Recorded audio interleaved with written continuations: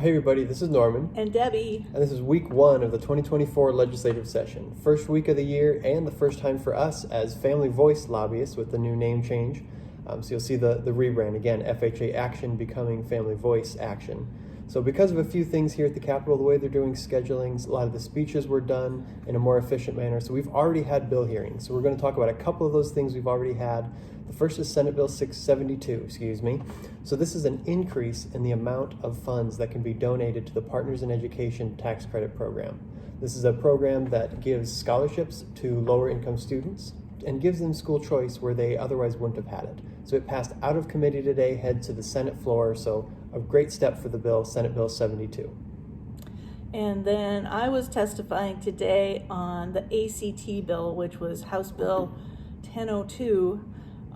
That was an interesting bill that was going to change out the Smarter Balance test for the ACT test, but just for 11th grade.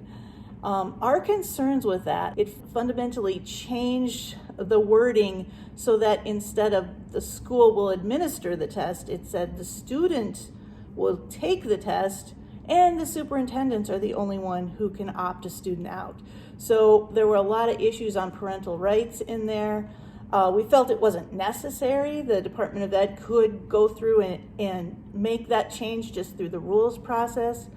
And there was just a lot of contradicting things in that bill. It was very poorly written.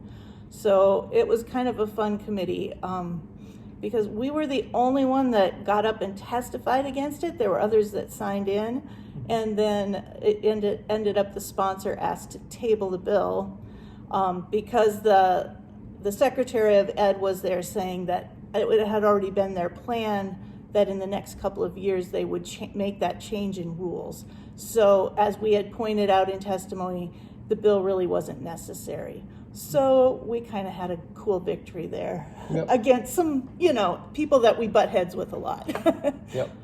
Next, we'll talk about the sanctity of life issue, which there's been a lot of discussion, a lot of preparation, but so far no bills have been dropped. So again, a lot of coordination, but the governor has announced that this is the Freedom for Life year. She sent out the proclamation recently. We'll be sending that in the email as well. So a lot of publicity on the life issue, a lot of building unity around the cause, but no bills so far, which, could be good considering the year we're going into. So we'll keep you posted on the life issues. So far, it's been kind of quiet.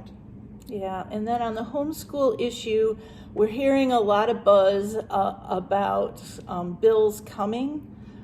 The superintendents have been talking to a lot of legislators, and we're just hearing there's going to be a bad bill that's going to try to roll back some of the progress and freedoms that we have as homeschoolers. So we're watching very closely for that, and we're prepping for that with Homeschool Day at the Capitol, which will be next week, Thursday, the 18th. We've got Kevin Bowden flying in from the Homeschool Legal Defense. He will be speaking with legislators Tuesday and Wednesday, and then he will be addressing all the homeschoolers and whoever comes in the rotunda on Homeschool Day, which we're excited. We're feeding the legislators. There's going to be all kinds of projects and stuff the homeschoolers are doing. So it should be a really good day at the Capitol, and a lot of happy kids and legislators. And a lot of caring families ready to step up. Yes. So the 18th is Homeschool Day at the Capitol. The 28th is the Right to Life event at the Capitol. And then the 23rd is our Family Voice Day at the Capitol. So if you want to jump on a bus from Rapid City or Sioux Falls, we're chartering those, or you can drive on your own as well, again on Tuesday the 23rd. So come meet your legislators, go on a tour, see how the process works here, have lunch in the rotunda with your legislators, and we'll have an afternoon program at the Visitor Center right on Capitol Lake. Again, just taking a deep dive into how we as Christians can have an impact here in state government, meet our legislators, see how the whole thing works. So go to familyheritagealliance.org to register there, or fhaaction.org. But again, this is just an update from week 1. We're already seeing a bunch of action, but stay posted, stay tuned to our legislative radar and all of our social media channels. Thanks, guys. See you next time.